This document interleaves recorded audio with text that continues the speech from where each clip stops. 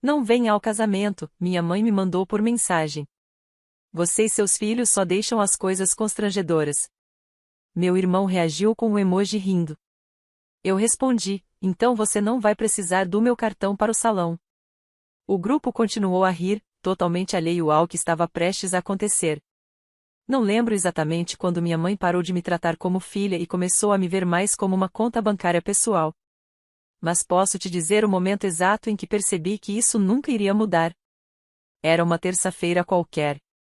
Eu estava na fila da farmácia, com meu filho mais novo doente em casa, segurando um antibiótico de $140, quando meu celular vibrou com uma notificação do grupo da família. Abri esperando alguma atualização sobre o casamento da Jenna, que eu vim ajudando a organizar, financiar e emocionalmente sustentar nos últimos 6 meses. Mas não. Não havia saudação, explicação ou aviso.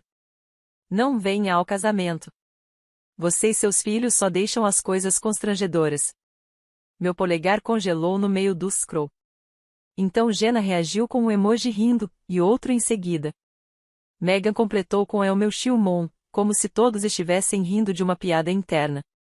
Um meme apareceu, uma garota sendo expulsa de uma festa. Não era só doloroso, era cirúrgico, deliberado, como se tivessem planejado. Fiquei ali na farmácia segurando o remédio que meu seguro não cobria totalmente, percebendo que nos últimos meses havia gasto mais de $4.000 ajudando Jenna com depósitos, provas de vestido, aluguel de carros, até os malditos arranjos florais. Não porque ela pedirá, mas porque eu queria fazer parte. Porque pensei que, talvez desta vez, as coisas seriam diferentes. Respondi uma vez, então você não vai precisar do meu cartão para o salão. Ninguém levou a sério. Megan mandou um gif de choro rindo. Jenna postou uma foto dos sapatos de casamento dela. Minha mãe disse, vamos dar um jeito. Não faça drama. Eu silenciei o chat. O que eles não sabiam, e nunca se deram ao trabalho de perceber, era que o contrato do salão estava no meu nome. Meu cartão de crédito foi o que eles usaram para o depósito inicial de $3.000. Eles nem apareceram na primeira reunião. Eu fui. Tirei um dia de folga do trabalho para sentar com a coordenadora e passar por todas as opções de buffet e horários, porque Jenna estava estressada demais e minha mãe não queria atravessar a cidade. Na manhã seguinte, a coordenadora do salão me ligou. Reconheci a voz dela antes mesmo de ela dizer o nome. Oi, Chloe. Só queria checar algo. Alguém do seu grupo tentou fazer o pagamento final, mas não passou. E como você é a responsável pelo contrato, perguntei uma coisa simples. Se eu quisesse cancelar o evento, poderia? Houve uma pausa. Então ela disse que sim. Até parecia que entendia. Cancelei na hora e fiz uma nova reserva. Mesma data, mesmo horário, mas outro evento, uma renovação de votos discreta para minhas amigas Carla e Denise, 2 mulheres que conheço desde a faculdade e que haviam fugido para casar e nunca tiveram a celebração que mereciam. Elas nem acreditaram quando eu disse que financiaria tudo. Expliquei que precisava de um motivo para me sentir bem de novo. Choraram. Ao meio-dia do dia seguinte, Megan mandou mensagem no grupo, porque o salão disse que a reserva foi cancelada. Então Jenna entrou na conversa, o que está acontecendo? Ainda não me procuraram diretamente. Naquela noite, recebi uma mensagem do meu padrasto, Rick, sua mãe está surtando. Eu te avisei que isso ia acontecer. Você fez demais por eles para serem tratados assim. Só quero que saiba que sinto muito. Estou do seu lado. Rick sempre foi calado, mas via tudo. Peguei ele mais de uma vez dando dinheiro de gasolina para Megan ou sussurrando para minha mãe que talvez eu não devesse ser a única a pagar as coisas.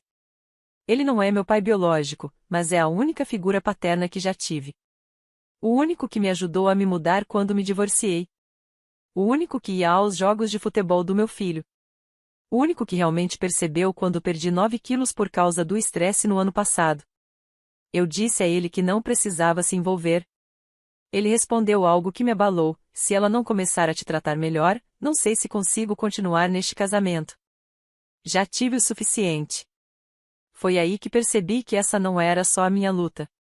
Eles achavam que eu iria ser o capacho de sempre, sorrir, seguir adiante, escrever mais um cheque.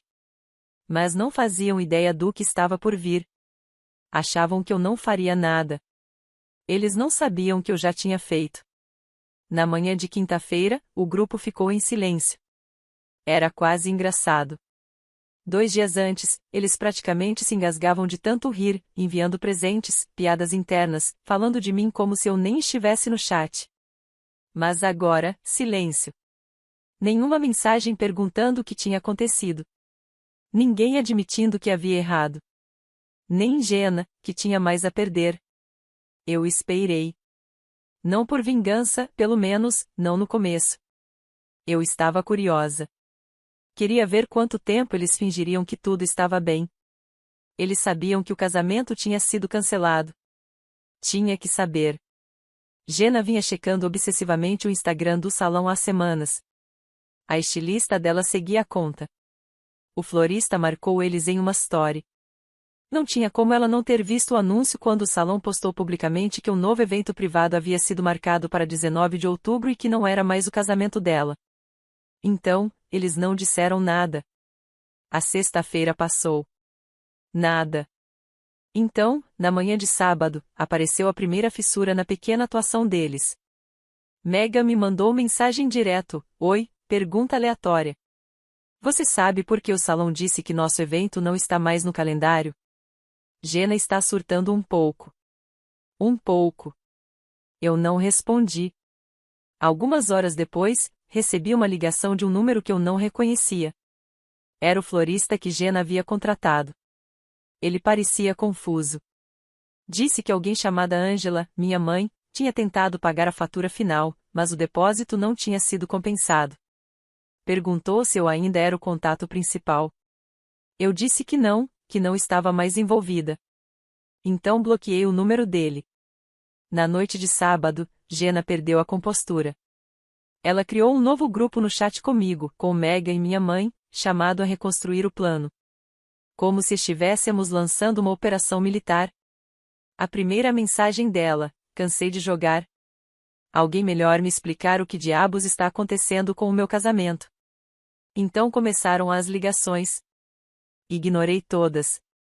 Só atendi quando minha mãe ligou para o telefone fixo de casa, algo que ela não fazia há anos. Eu sabia que ia ser ruim. Ela nem tentou suavizar.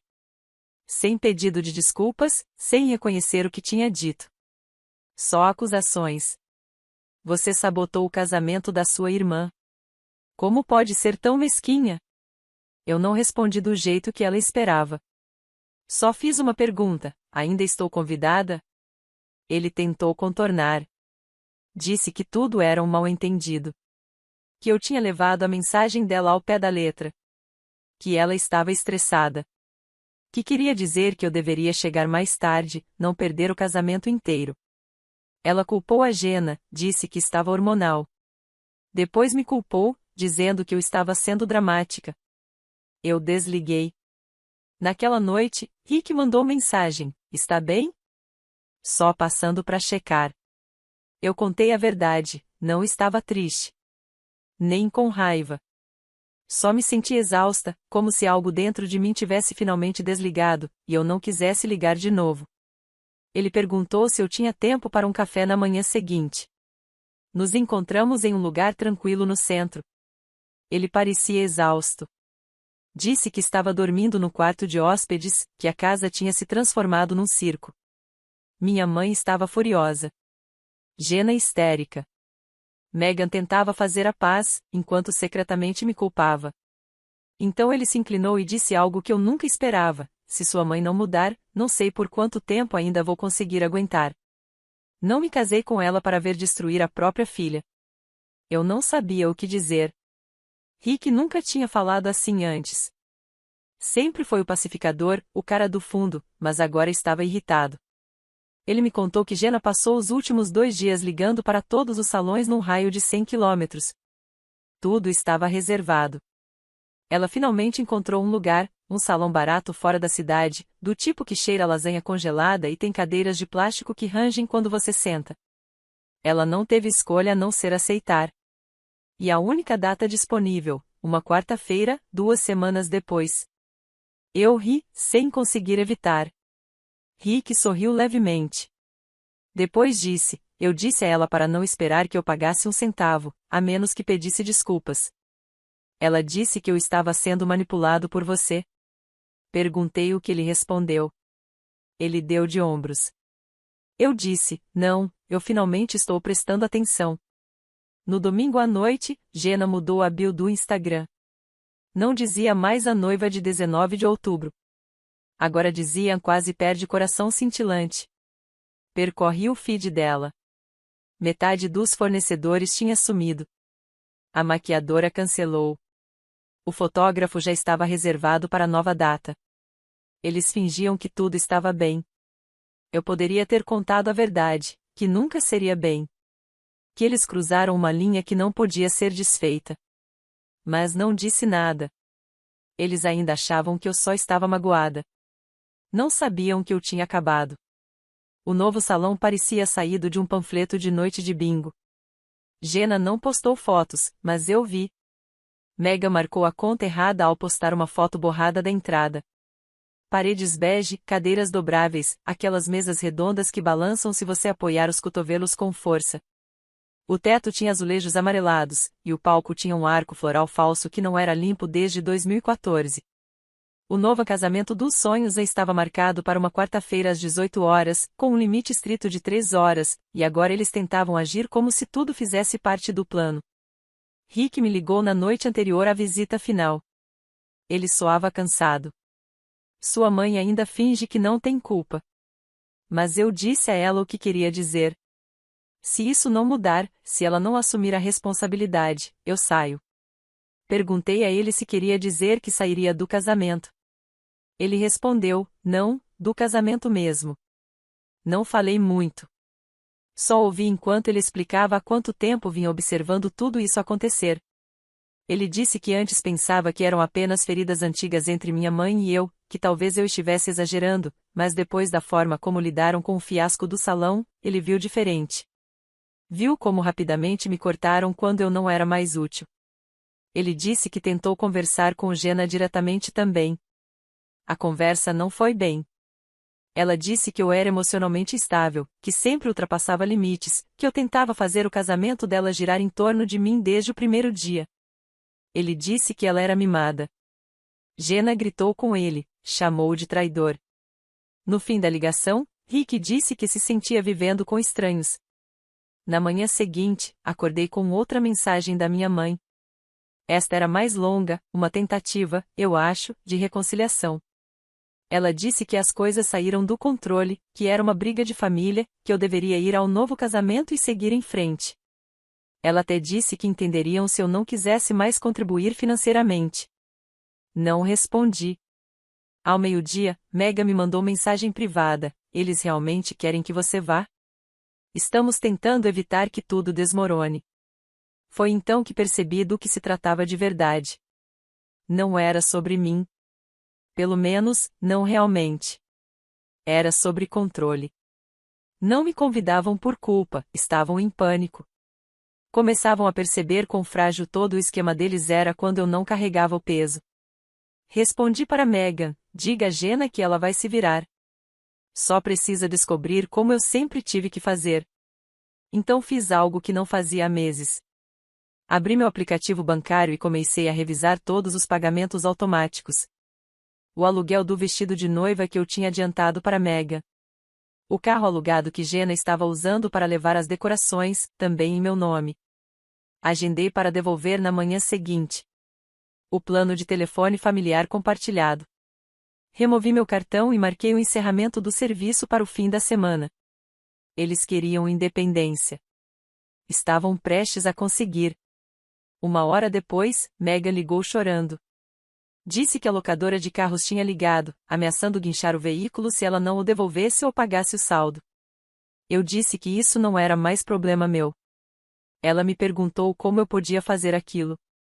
Eu perguntei o mesmo a ela. Então desliguei. Naquela noite, Rick apareceu sem avisar. Trouxe uma pequena caixa com coisas que eu tinha deixado na casa deles, fotos antigas, alguns livros, um suéter que eu havia esquecido. Disse que queria devolver antes que as coisas piorassem ainda mais. Então me contou algo que eu não esperava.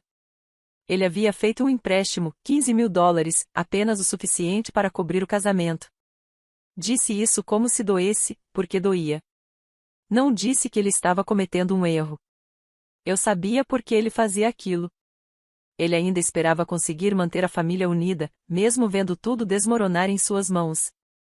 Antes de ir embora, entreguei a ele um envelope com $2.000. Ele piscou, como se achasse que eu estava brincando. Expliquei que era para ajudar a aliviar o empréstimo. Eu não queria que fosse para Jenna ou Megan. Só não queria que ele sofresse por causa da bagunça delas. Ele não disse muito. Apenas assentiu, segurou o envelope e parecia mais exausto do que eu jamais o tinha visto. E então ele disse uma última coisa antes de entrar no carro: ainda te vejo como minha filha. Só para você saber. Enquanto ele saía da garagem, senti algo que não sentia há semanas. Não tristeza, não culpa, apenas paz. O casamento aconteceu na quarta-feira à noite, num dia nublado e cinzento. Choveu por volta das 16 horas e parou apenas tempo suficiente para molhar e irritar todo mundo, antes que o céu permanecesse cinza e pesado. Eu não estive lá, mas vi tudo. Não porque quisesse, mas porque as pessoas me enviaram fotos e vídeos. Amigos, primos distantes, até um dos fornecedores que me acompanhou desde o começo da organização. Todos pareciam confusos, se perguntando por que eu não estava presente. Alguns pensaram que eu estava doente. Outros acharam que eu devia estar viajando. Mas eu sabia o que realmente queriam saber: o que aconteceu? Não respondi. Deixei as fotos e relatos chegarem como um gotejar lento. O salão era pior do que o esperado, um corredor longo com piso de cerâmica, do tipo que se varre com vassoura de empurrar. Metade dos convidados chegou atrasada por causa do horário. Um terço nem apareceu. A iluminação era fluorescente. O bolo derreteu. Ninguém levou caixa de som reserva, então a música falhava constantemente. Não havia mestre de cerimônias, apenas Megan tentando gritar por cima do barulho e bater palmas para marcar as danças. Mas a melhor parte, o lançamento do buquê, foi interrompido quando uma ex-amiga de Jenna, alguém que não tinha sido convidada mas apareceu com outro convidado, pegou o buquê e gritou: "Que pena que o noivo ainda está me mandando mensagem." Sim, isso realmente aconteceu. Aparentemente, causou uma cena. Jenna correu para o banheiro. A música parou. Algumas pessoas riram. Outras tentaram disfarçar, mas, a essa altura, o estrago já estava feito. Rick me mandou mensagem mais tarde naquela noite. Foi um desastre. Só achei que você deveria saber. Eu nem respondi de imediato. Esperei até a manhã seguinte. Então apenas enviei: ele tentou. Isso já é mais do que eles mereciam. Ele ligou. Disse que Jenna estava em negação. Minha mãe continuava dizendo que era só azar, que a chuva tinha estragado o clima, que as pessoas estavam com inveja da confiança da Jenna. Ele soava cansado de novo. Mas algo tinha mudado na voz dele. Então me contou algo que eu nunca tinha ouvido antes. Depois do incidente com a ex-amiga, Jenna e minha mãe o arrastaram para a cozinha do salão e o culparam. Disseram que ele tinha convidado as pessoas erradas, que era culpa dele não controlar a lista de convidados, de não pagar mais, de não assumir responsabilidades. Foi aí que ele explodiu. Vocês não podem me culpar pelo casamento. Vocês se destruíram sozinhas. Ele disse a elas: vocês afastaram a única pessoa que estava segurando tudo. Chloe fez mais do que qualquer uma de vocês, e vocês queimaram essa ponte por nada. Ele contou que a expressão de Jenna ficou vazia. Como se ela não entendesse o que ele queria dizer. Como se não conseguisse processar que eu tinha saído e, mesmo assim, tudo desmoronou. Mas minha mãe? Ela ficou em silêncio. Não disse nada. Apenas se afastou. Rick foi embora naquela noite, antes da limpeza. Disse que não ia esfregar o chão por um casamento que o desprezou. Então veio algo completamente inesperado. Na tarde seguinte, uma mensagem de Jenna. A primeira vez que ela me contatou diretamente desde toda a confusão. Deve se sentir tão orgulhosa de si mesma. Todo mundo está comentando que você não apareceu, que você é fria. Aposto que finalmente conseguiu a atenção que queria. Foi aí que eu percebi. Ela ainda não entendia. Ele ainda pensava que isso era sobre eu estar amargurada, mesquinha ou com ciúmes. Ela não conseguia ver que isso não era vingança. Era libertação. Eu não respondi. Mas 2 dias depois, Rick me mandou outra mensagem. Apenas 2 palavras: estou saindo. Liguei para ele, sem saber se tinha lido direito.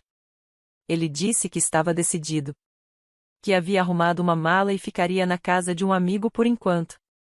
Disse que o empréstimo era responsabilidade dele e que lidaria com isso, mas não iria mais viver em uma casa onde era tratado como vilão por tentar ser decente. Ele também me contou outra coisa. Adicionou meu nome como beneficiária secundária na pólice do seguro dele. Você é a única que alguma vez me tratou como família. Eu não chorei. Nem senti muito naquele momento. Apenas uma tristeza silenciosa e pesada. Não por causa do casamento, nem pelos anos perdidos, mas porque, mesmo depois de tudo, o único homem decente naquela casa era aquele que nunca realmente pertenceu a eles desde o começo. Achei que levaria pelo menos alguns meses para eles entrarem em contato de novo, mas não demorou nem 3 semanas. A primeira mensagem veio de Megan. Oi, desculpa incomodar, mas meu carro não passou no pagamento do aluguel. Disseram que ainda devo um saldo de antes. Você pode me ajudar só desta vez? Só desta vez? A frase que eles sempre usavam, como nas últimas 50 vezes, como se isso não contasse. Deixei a mensagem como lida. No dia seguinte, Jenna me enviou um e-mail. Emailando como se fosse um pedido profissional. Assunto: ajuda. Oi, Chloe. Sei que não temos nos falado e não espero nada, mas estamos meio apertadas. Os cartões de crédito estão no limite por causa do casamento e algumas contas venceram antes do previsto. Eu não pediria, mas estamos realmente sem folga. Sei que você disse que não queria mais se envolver, e respeito isso. Mas se houver alguma forma de você nos ajudar este mês, eu ficaria eternamente grata. Nenhum pedido de desculpas, nenhum reconhecimento do que haviam feito. Apenas a linguagem estratégica e suave de quem ainda achava que eu poderia ceder se soassem suficientemente desesperadas. Não respondi. Mais tarde naquela noite, Rick me ligou de novo. Eles estão desmoronando, disse. Megan está tentando devolver o vestido de dama de honra para receber dinheiro de volta. Jenna está ligando para o DJ, pedindo reembolso parcial porque a energia não estava certa. Sua mãe finge que nada disso está acontecendo.